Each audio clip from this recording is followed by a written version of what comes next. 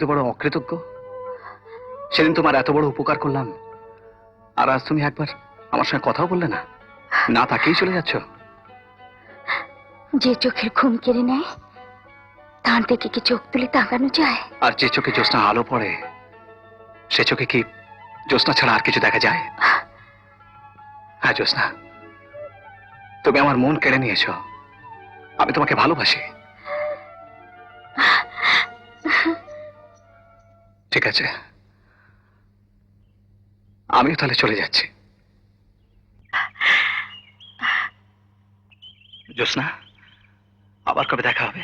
তোমার মন যখন চাইবে তখন তুমি বাঁশি বাজালে আমি চলে আসব। এখন আমি যাই, দিদা আমাকে খুঁজবে।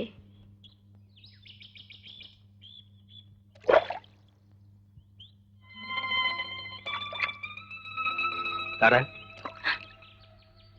তুমি এখানে? হ্যাঁ, তোমাকে দেখেই এলাম। আজ তোমাকে খুব সুন্দর লাগছে, মনে হচ্ছে একেবারে আকাশে তারা মাটিতে নেমে এসেছে। কি বলতে চাও তুমি?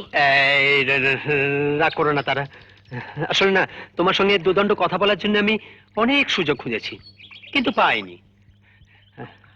আজ তোমাকে একা পেয়ে একটা কথা বলবো। বলো। তারা,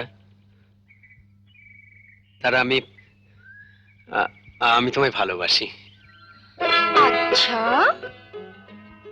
হ্যাঁ তারা, আমি তোমাকে একেবারে অন্তর দিয়ে ভালোবাসি।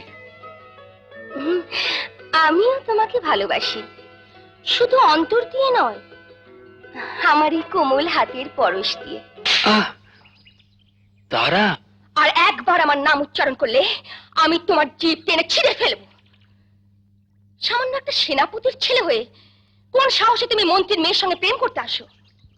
তুমি তুমি আমার চাকরের যোগ্যও নাও।